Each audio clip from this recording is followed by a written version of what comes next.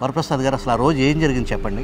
శవాన్ని చూపించి ఇదో మీకు 2 లక్షలు ఇస్తాను, ఇదే కారులో మనం మామిడాడి తీసుకెళ్లిపోదాం, గాయాలు ఉన్నాయి, అంతా నీరు ఉంది, ఇది యాక్సిడెంట్ కాదు, ఇది ఏదో జరిగింది, మాకు అనుమానంగా ఉంది, మేము పోలీస్ కంప్లైంట్ ఇస్తాం అంటే ఇది దిక్కున్న అక్కడ చెప్పుకోవే.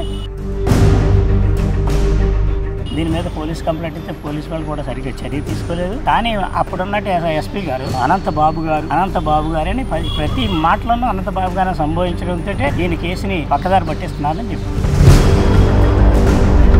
పోస్ట్ మార్టం రిపోర్ట్లో ఎన్ని గాయాలు ఉన్నాయి? 6 గాయాలు.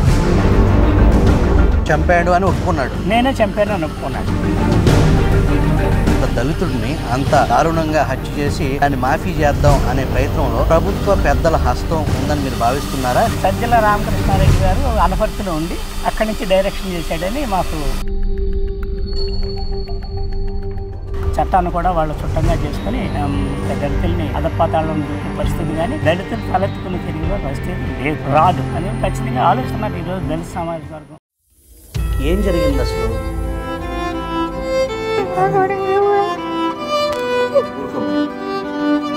చేసిన పని మాకు కొడుకు తిట్టాడు కదా సార్. మాకు ఆ అపార్ట్మెంట్ అక్కడికి తీసుకొచ్చాడా కారులో? అక్కడికే తీసుకొచ్చాడు సార్. చంపేసి తీసుకొచ్చాడు. ఏంటి ఆనందబాబు భార్య ఆవిడ పాత్ర ఏంటి? ఏం జరిగింది అన్నదాన్ని ఆవిడ భయపడిపోయి బయటకు రావట్లేదు, ఎల్లో లాగట్లేదు బయటికి. పోలీసులు డ్యూటీ ఏంటండి మేరకు వస్తే నేను దెబ్బేస్తే చనిపోయాడు అనేది ఎస్పీ చెప్పాడు. దాంట్లో నిజం ఉందా? లేదు సార్, లేదు, నిజం లేదు సార్, అంతా కరెక్ట్ కదండి. ఏంటి అతను? గంజాయి, గద్దం చెట్టు, రంగురాలు, హెరాయిన్, వీడికి అడ్డొచ్చిన వాళ్ళు ఎదురించిన వాళ్ళని చంపేయటం. అక్కడ కొండలు ఉన్నాయటండి వాళ్ళ సైడ్, ఆ కొండలో పారేస్తాడండి జవాన్.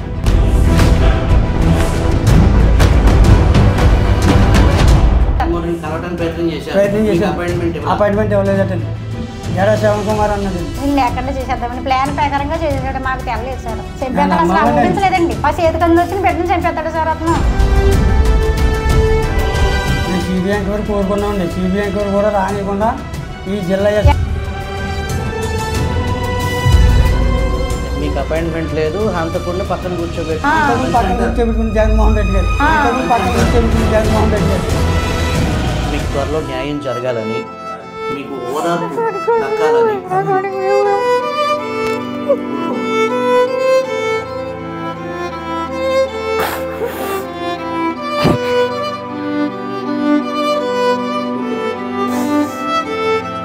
చుట్టుపక్కల అడగండి సార్. కుర్రోడు మాట ఎప్పుడు 24 గంటలు అదే మాట.